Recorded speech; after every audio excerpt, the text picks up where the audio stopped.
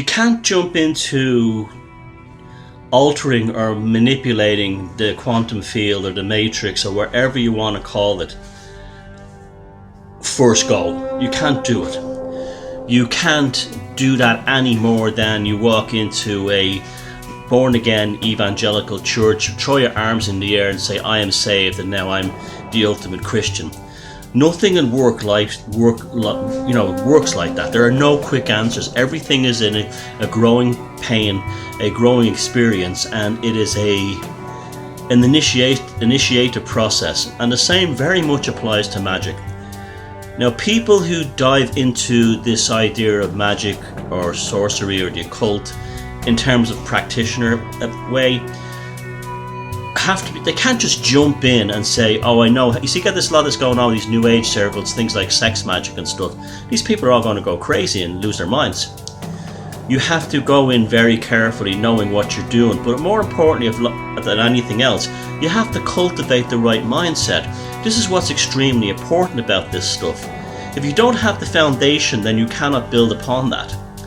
Think of the tarot card again. In the tarot, you have to tear down the tower in the tarot, destroy yourself as you previously were in terms of your functioning, and then rebuild again from that. Now, so a lot of people who, they go on websites or they look online, they think they can do magic, or they see on some new age bimbo talking about sex magic and stuff like that. It doesn't work like that. And people say to me, what's a good way to start? Well, a good way to start is getting yourself into a magical mindset. Now, that is the foundation. You cannot progress into the idea of messing with the occult, playing with magic, expecting results, or achieving anything, or going into something as intense as chaos magic, if you do not have the preliminary experience and mindset. Now, I'll give you an example. When people ask me what's the books I should read, I never give them the names of magic books. I tell them to start looking at the work of people like Carl Jung and synchronicity, because when you move into a world, start understanding synchronicities, you start appearing everywhere. Then you're suddenly aware that the quantum field is hackable. There's an element you can hack it. This is why dreams are also very important, and also creativity is very important.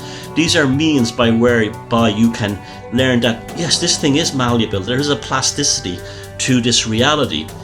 And it builds your confidence rather than jumping in saying, I am freighter this and I can make a sigil that will do that. It doesn't work like that.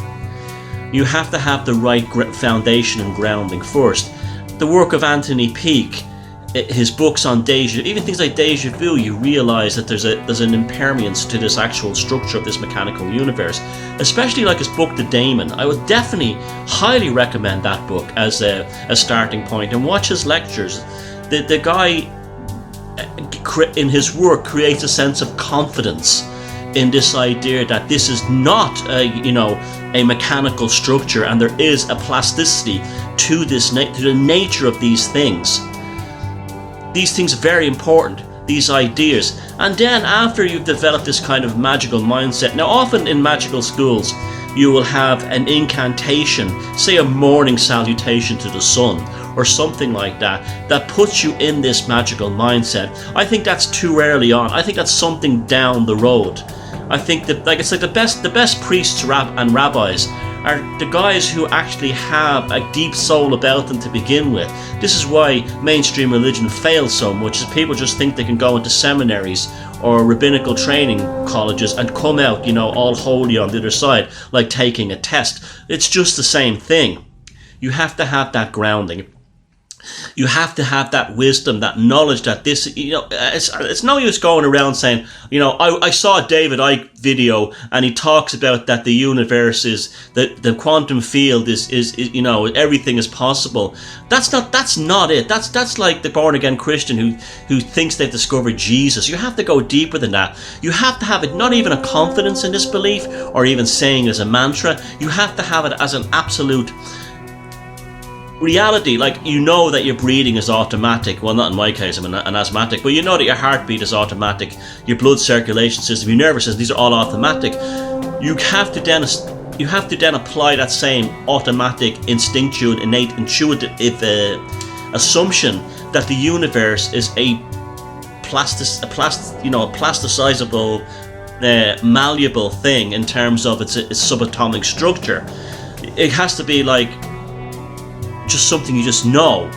And saying it's, everything is an illusion, that's not the same thing. Let me tell you something, if you go around thinking that everything is illusion and you can have anything you want, you'll never get there. Because what you're doing is you're actually solidifying, you're actually almost putting yourself under a reverse spell of solidifying the quantum field. This is why, Satanists make a lot of sense when they actually get involved very deeply in the idea of the mechanics of nature. Because they're respecting the structure. You cannot